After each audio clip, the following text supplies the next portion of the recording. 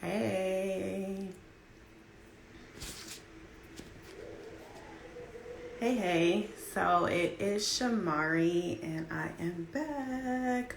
I'm Shamaree. I'm a relationship and intimacy coach, and I specialize in empowering women to get the confidence and pleasure that they deserve so that they no longer have to settle for a lack of satisfaction, especially when it comes to relationships. I do these weekly Q&As where I answer questions that are submitted to me throughout the week. And I do put a little post in my story where you can submit questions. So if you are interested in submitting your question in order to get some advice for the free, then you're going to want to make sure that you look out for my stories. So you probably should be following me and you can submit there. I try to do it every day. I've been pretty good with doing it most days, but you should see that post at least 4 times a week so you have time to submit your questions as they come up to you. Just make sure you go check out my stories and that you're following me here on IG. And this week, just like with every week so far, I'm going to go ahead and I have 4 questions that I'm going to be answering. I have my questions down here. And I keep it at 4 just to keep it short-ish. If you know me, I'm an introvert. I don't do a lot of talking. So 4 is a pretty good time frame for me. Usually that's between 20 to maybe 45 minutes-ish. If I start getting a whole lot more questions and my list is getting longer and longer, then I may change that. I'll let you guys know. But for now, this is what it's going to be.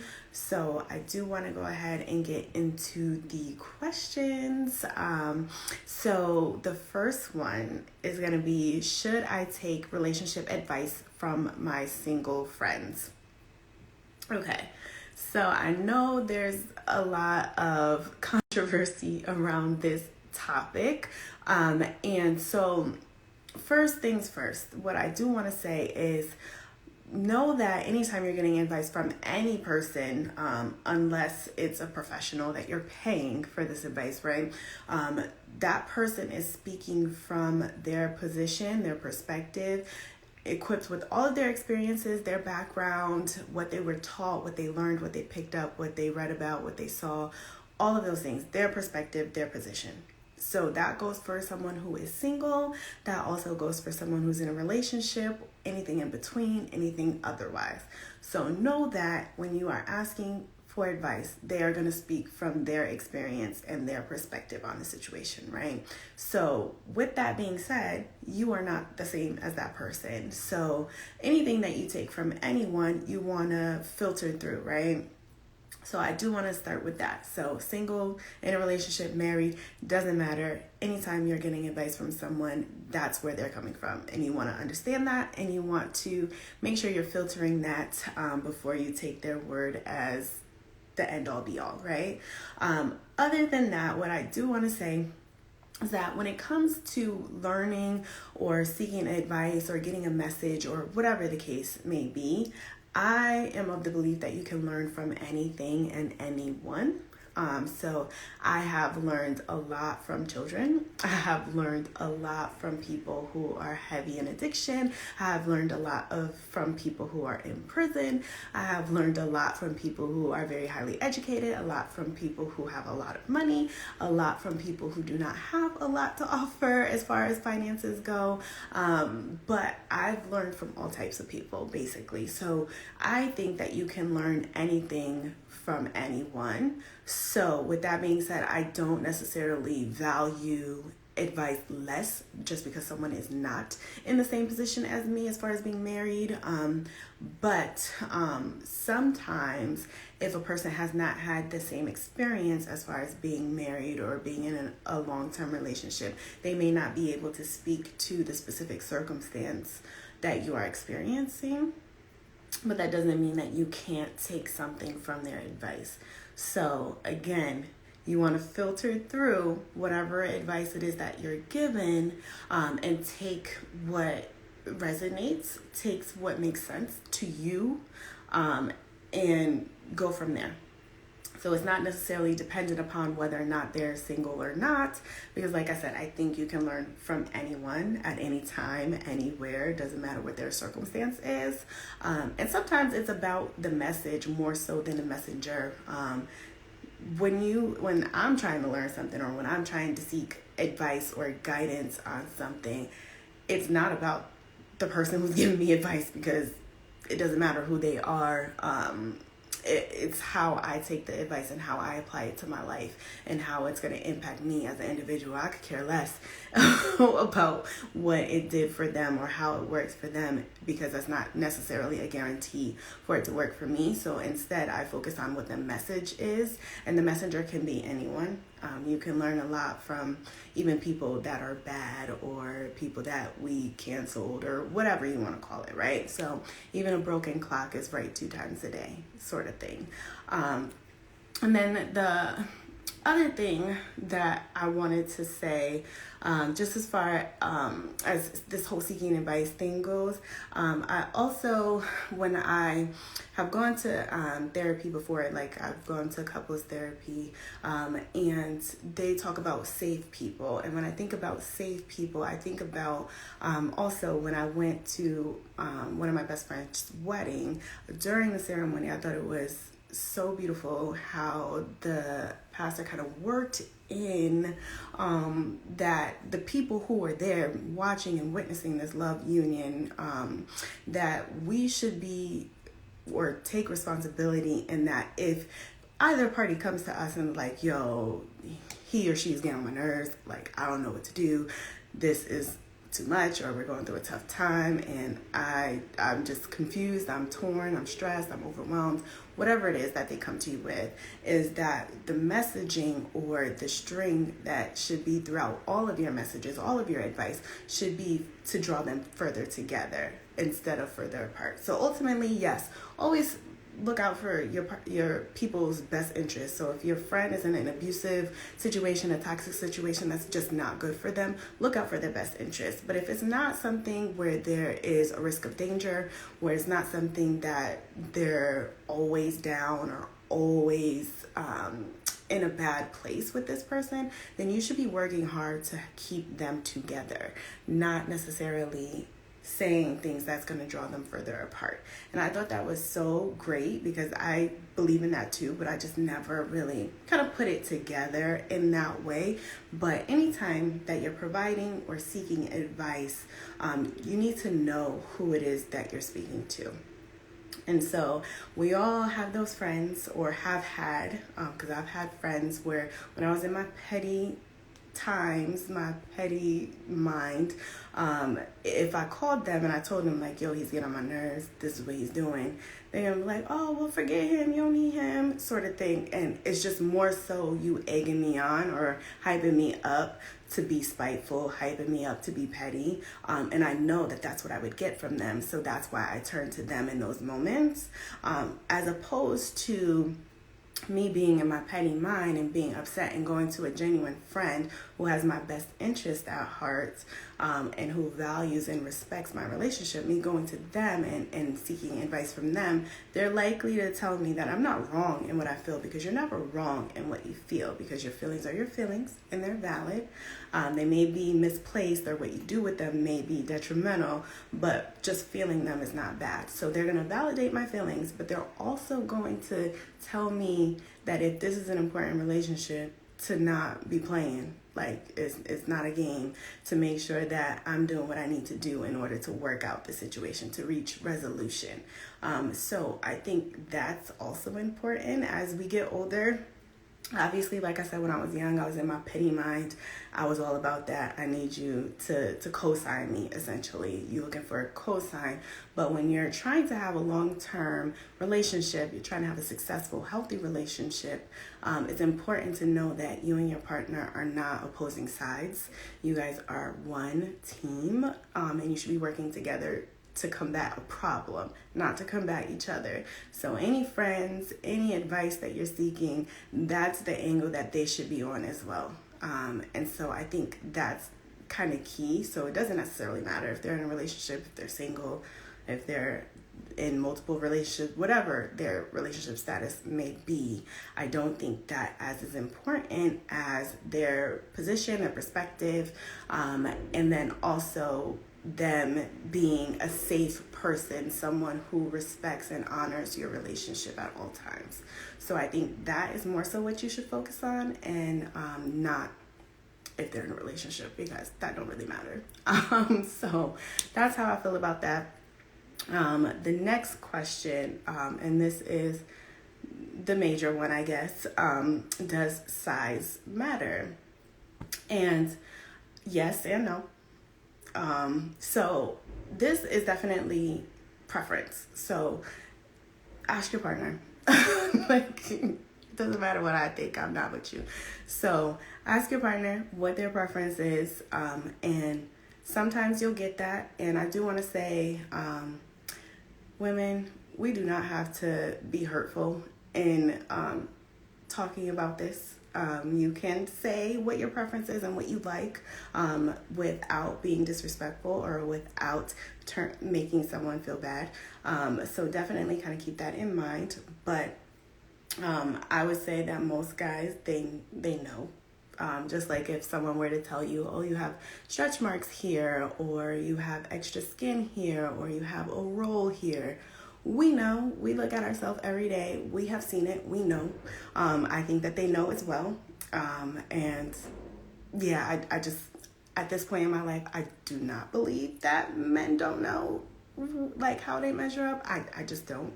Maybe when they're younger, they are not 100% sure where they fall. But I think that at this point in life, if you're an adult, they know. So there's really no need for us to be hurtful or mean in talking about this. But the reason that I say yes and no is because of preference, obviously, like I mentioned, but also because size can determine what positions you're able to do comfortably, and the type of stroke that you're able to provide, and those sorts of things, and that does impact the type of sex that you're having. So I think that in that way that it's important. If it's too small where you're unable to penetrate, then that obviously is something that could or could not be something that is impacting your partner. So definitely, I think that it matters in that respect. It's something that you do have to have a conversation about.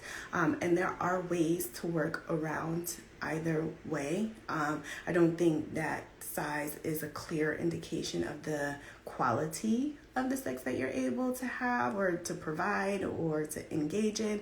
That I don't believe, because I think that you can create the experience that you want regardless, because there are tools and different ways that you can go about it.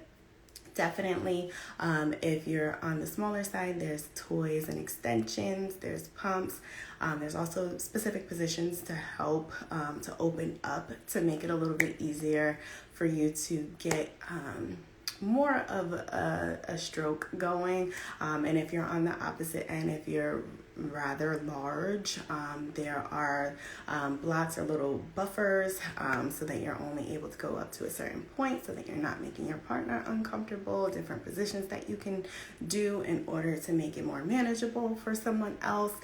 So there's definitely ways around it, and I am going to be doing a YouTube video to give more specific examples, and more specific advice. So if this is something that you're curious about, or if you have this problem in either direction, one way or the other, then we can definitely discuss that. And if you're not sure, even though I think that everyone is sure, if 5 to 7 inches is the average in the United States. Other countries may be slightly lower or slightly higher than that, but that is pretty much the average penis size. So if you're not sure if you're on a small or big size, or if you're in the middle somewhere, that should help you kind of gauge it. But again, if you want specific information about ways to work around this, then like I said, I'm going to be doing a YouTube video that should kind of answer a lot of those questions, I think. But yes and no, like I said, preference, have a discussion, figure out what your partner likes, to figure out what's comfortable. Just like penises are different sizes, so are vaginas. So if you are doing P and V sort of sex, then it's going to also depend on your partner too. So I know sometimes, I don't know if people think this way, but sometimes guys especially, they'll go into a situation and it's like, well, the last girl, she never said anything, she never had a problem, she could take it, or whatever the case may be, right? But all vaginas are also set up differently, so you want to keep that in mind. No one's going to be the same, and that's okay. Like I said, there are ways to work around a lot of these things, and it takes a lot of practice, which you guys hopefully should enjoy, to figure out how it's going to work for you. But also, like I said, I'll be making a YouTube video, so kind of keep in. So go subscribe, first of all. Yeah, subscribe, follow me, and I'll be keeping you updated with more specific dates on when that's going to happen, because I do want to start releasing YouTube videos in April. And I did already kind of plan out some videos that's actually right in front of me on my computer. So I have several videos planned, including the size debate, along with the tips and tricks to make it work for you. But you definitely want to check it out, because that's where I'm going to be doing a lot more in-depth conversation around, especially the sexy type stuff, just because I try to keep it a little cleaner, a little more I don't want to say kid friendly, because this ain't for kids, but try to keep it a little cleaner here, because I don't want Instagram to boot me. So definitely, if you go to my Instagram bio, you want to click on the link there in my easy tree. If you scroll all the way to the bottom, you'll see all of my social media links. You should see my YouTube there. Go subscribe. Right now I have my live videos that I do here, so all of these are posted there. Any features that I do, or presentations or talks and things that I am able to post, I have permission to post, I will put there as well, so you're able to keep up with all of the things that I am doing. But before we move on to the next two questions, I did kind of want to reintroduce myself. So I am Shamaree. I am a relationship and intimacy coach, and I empower women to get the confidence and pleasure that they deserve, so that they no longer settle for lack of satisfaction, especially in relationships. So if you have more questions, you want your question answered just like this for the free, like I said, you definitely want to check my story and submit questions to me. The only other way that you're going to get free advice from me is if you join my Facebook group. And that is for women only.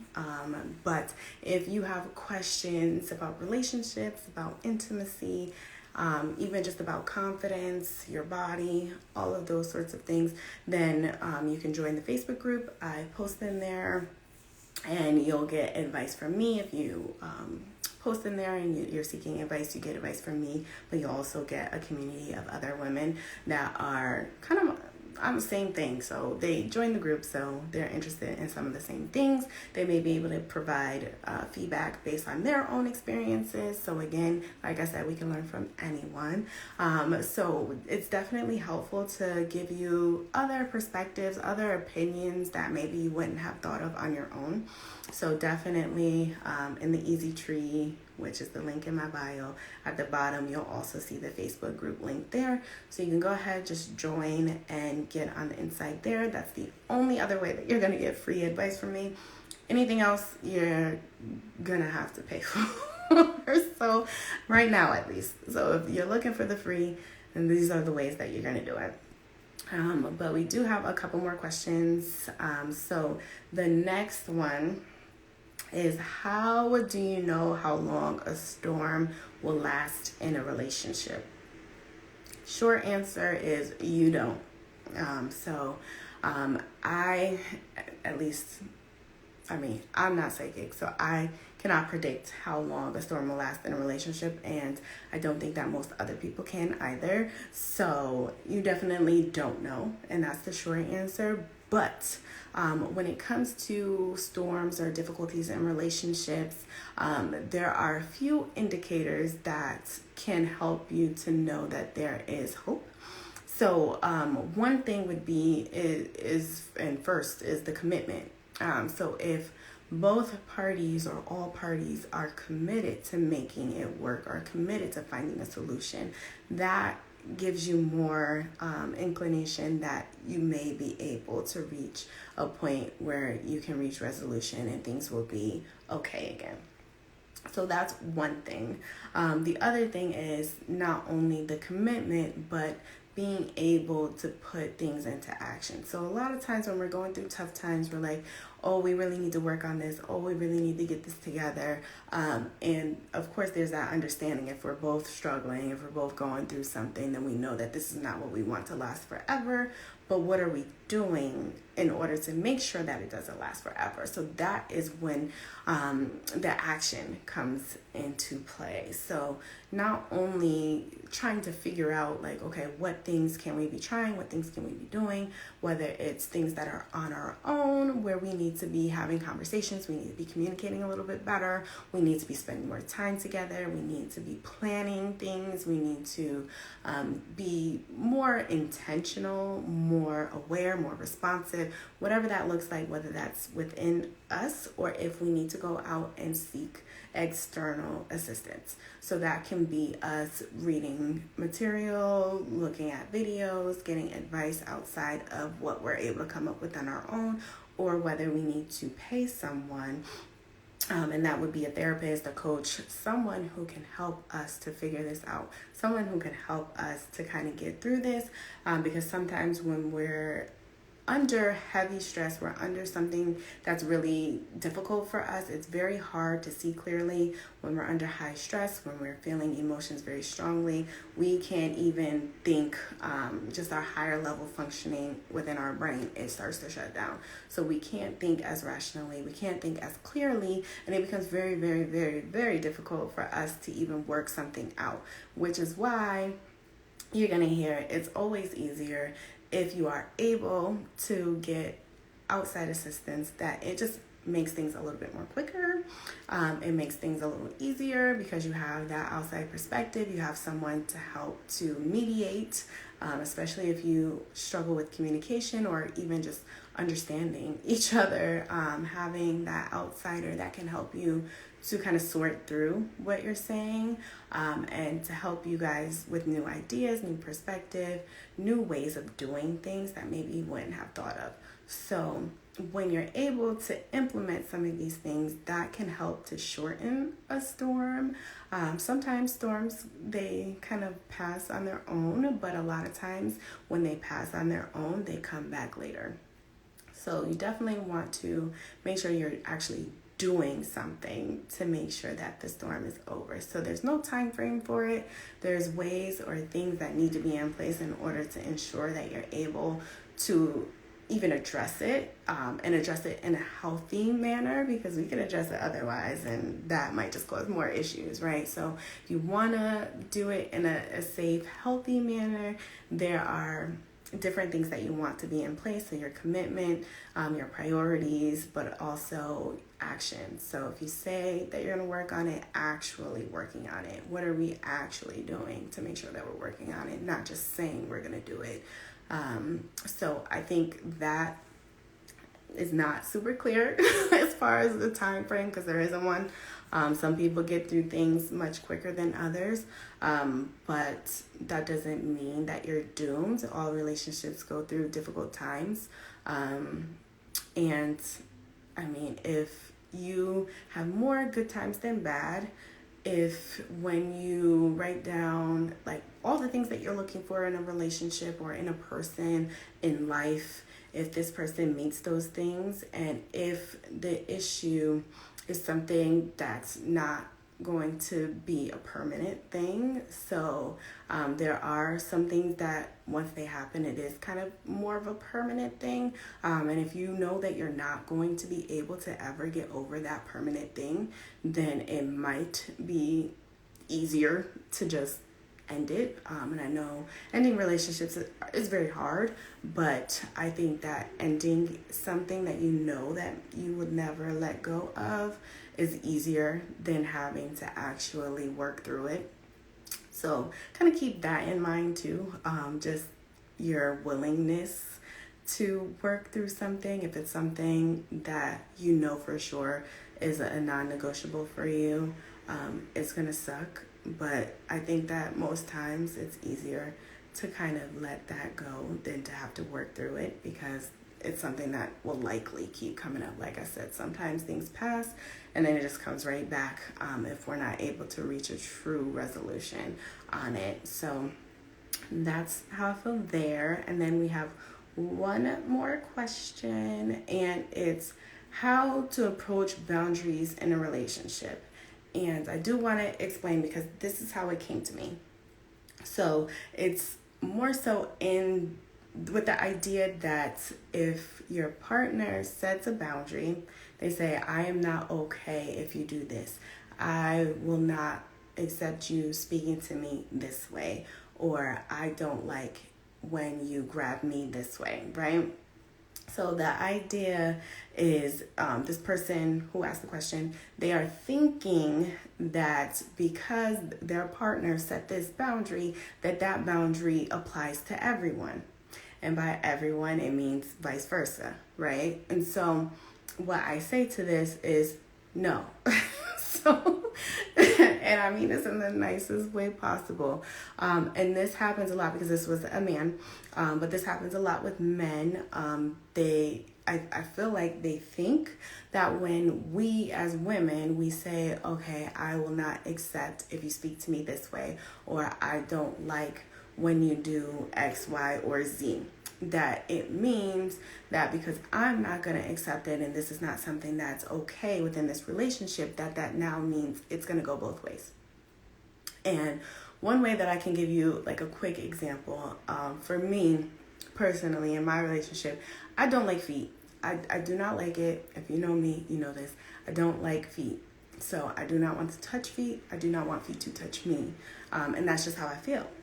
My husband likes feet. So that's his thing, right? So if he wanted to touch my feet, I'm totally okay with that. I have nice feet. So I don't have a problem with that. My feet are okay. I don't like anyone else's feet. So if he wants me to touch his feet, it is not the same as me wanting him to touch mine, because my boundaries are different than his.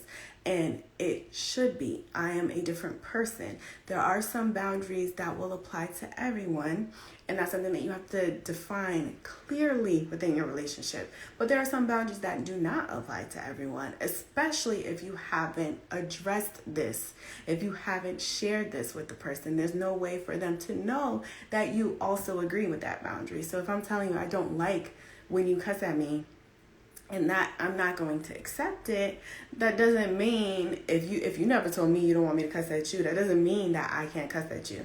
I probably shouldn't, but if I do, you've never set that boundary with me. So you can't expect that now I'm not going to do it because you never said that you didn't want me to do it. And so I think it's very important for you to also set your boundaries. So if a person's setting a boundary with you and you agree and you want it to be vice versa, then say that.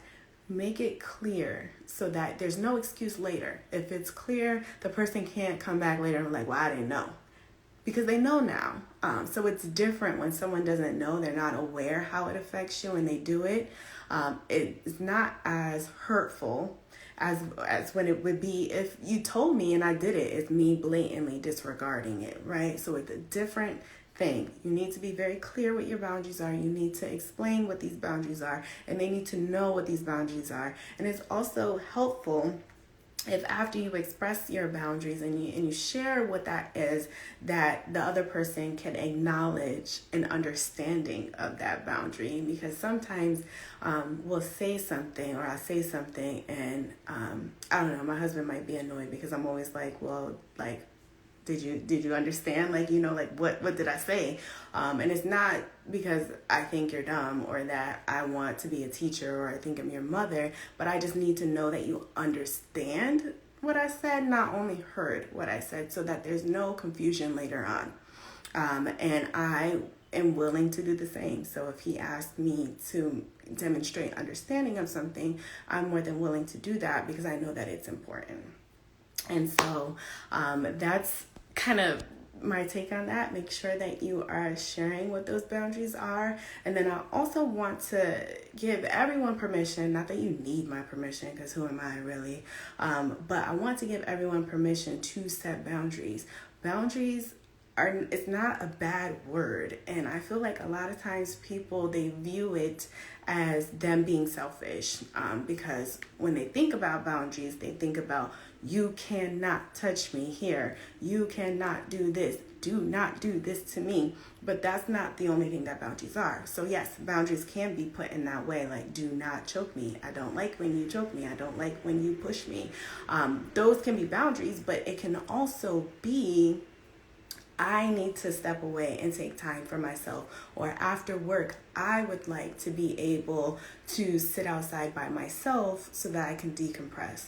So that has absolutely nothing to do with anyone else. That is only about me. So it's not selfish, it's not rude, it's not mean. It's just me doing what I need to do in order to take care of me.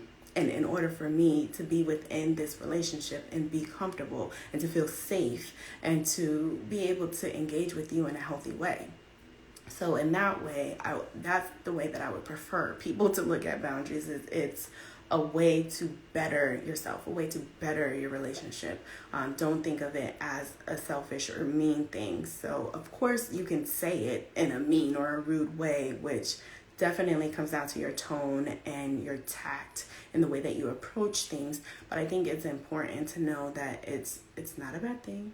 You can do it. And it's important that everyone have boundaries with every relationship in your life. So it's not just romantic relationships that we're talking about with this. This goes for your relationships with your family, with your friends, with your coworkers. And I know a lot of times the closer that a person is to us, the harder it is for us to set boundaries, because with strangers, I don't care if you, like, I can very easily tell you, like, nah, I don't like that, or like, like, it's easy because their response, it's not weighted to me. Like, I don't really care what your opinion is if you're a stranger. Like, it doesn't matter to me. It doesn't change my day-to-day life in any way. But as people get closer to us, it becomes a little bit more difficult because we value their response. We value their opinion. And that's why when setting boundaries, when saying anything as far as our limits and our expectations, I always encourage you to provide context. No, you do not have to. A person should respect your boundaries regardless of if they understand it or not. But as humans, we like to understand things. We always do. If we can't understand something, it confuses us. We don't like it. And that's just very generally how we respond to things, right? So in order to get the most understanding, most compassionate responses, typically it requires context. If you can kind of explain, like, hey, after work, I feel very overwhelmed. I'm stressed out from my day. My work is very crazy. My boss is crazy. I just need a moment to step outside, to sit by myself in quiet so that I can center myself, I can decompress, let go of what happened at work, and then I can be fully present with you and with my family. That sounds way better than I just want to be by myself, right? So context is everything. You want to be able to provide that context. It helps with people respecting our boundaries, but it also helps with us expressing those boundaries and not feeling like it's a bad thing. Boundaries are not bad. It's not a bad thing. It's not a bad word. It's not mean. It's not rude. Give yourself permission to do what is best for you in your best interest, and it will reward all of your relationships. The better you are, the better your relationships can become. The better you're able to be present within them. So that is especially for men, because I think as women, we are a little bit easier to set our boundaries, because I think we know more of what we will and will not accept, even if we're not explicit in our boundaries. A lot of our boundaries are pretty clear, but men usually need to get a little bit better with being clear with those boundaries. No, just because your partner set a boundary with you does not mean they plan or even want to follow the same thing. So make sure that you're expressing what your expectation is and what you want so that there's no confusion. So that was the last question. If you have your questions, like I said, definitely send them to me. If you're watching this as a replay, then hashtag replay. If you made it this far, thank you. Comment below what your perspective is, if you disagree or if you have something to add to that, or if you have follow-up questions, because for a lot of these things, like I said, I'm going to be doing YouTube videos where I'll get a little bit more in depth and I'll be able to get a little bit more specific, just based on conversations that I've had with people. I try to keep these a little bit more general so that people can understand and they can apply it to their situations a little bit more easily. But that is coming. And I also have some other free stuff that you can keep a lookout for. So if you go to my bio, again on my Easy Tree, that link in my bio here on IG, you're gonna see that I have a few things. If you scroll down under the freebies, I have a free webinar that is all about confidence. It gives you 3 practical strategies for boosting confidence. So if you struggle with confidence in any way, so whether that's just confidence with yourself, with your abilities at work, school, or just within the context of your relationship, feeling sexy and empowered around that, the webinar is helpful for that. Definitely want to check it out. Again, it's free. You want to click on Come Confidently. That is the name of the webinar. If you are struggling with intimacy, or if you're just tired of the same old when it comes to physical intimacy, I have a list of physical intimacy types that you can check out to kind of spice things up, try something different. And there is a table that comes along with it where you'll be able to kind of keep track of the things that you do like, and who you enjoy to do them with. And you can share this with friends or any partners to see if you guys are on the same page about that. And then there is also a sex topics list. When it comes to sex, people get weird when they talk about it. So if you're not sure what to talk about, what is important to know, I have compiled a list of topics that you probably should be talking with people. If you're doing it with them, you should probably have these conversations so that it's very clear. And so those are all free. You can get them right now. All you have to do is just input your email and confirm. Once you confirm, you can download it straight away. And then there are some paid things as well. I have a journal. The journal is on Amazon and it is a bullet/written journal. So if journaling is not something that you're super into, it's not something that you have to devote a lot of time to, because you can kind of just color in some chart stuff. And it's a very clear visual representation in order for you to track patterns. And as we track our patterns, we can see what things are correlated with us feeling unhappy or dissatisfied. We can also correlate what things maybe produce the most pleasure in our lives, what things feel good, what makes us excited, and we can start to create more of that, because that's what we want. We want that. So that's what the journal is designed for. If you look under shop products in the Easy Tree, that's where you'll find that. And then I also have my course, Better Sex Guide to Confidence, Satisfaction, and Orgasms Without Faking. And this course will help you with all of those things. All of it. It's a 6-month course, but it's self-paced, so you can do it however quickly, or you can take your time, whatever works for you. You get it for a lifetime. So once you pay the one price now, you'll have it forever. So any updates or things that I add in there, you'll get those as well. So you definitely want to check that out, so that you're able to have a better sex life, a better intimacy, better relationships, because it addresses all of those things, as well as your confidence. Like I said, just feeling sexy, feeling empowered, all of those things. So definitely check that out as well. And I think that was all that I had to tell you. Make sure you follow me to keep up. I'll have more specific dates as I kind of plan things out. Like I said, I'm working on the YouTube stuff now, so you'll have more specific dates on that. I do have a few podcasts and talks sort of things coming up.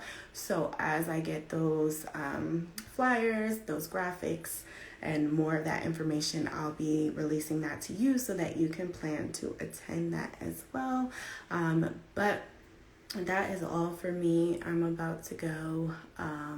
The weather has been getting a lot better here, so I don't know. I might go outside for a little bit just to feel the sun. It's been very windy, so there's a little bit of a breeze with it, so I don't know how long I'm gonna last out there, but I'm gonna do that, chill out a little bit. If you have any questions or concerns, make sure you reach out to me, but I do hope that you guys enjoy the rest of your evening. I plan to do so. See ya.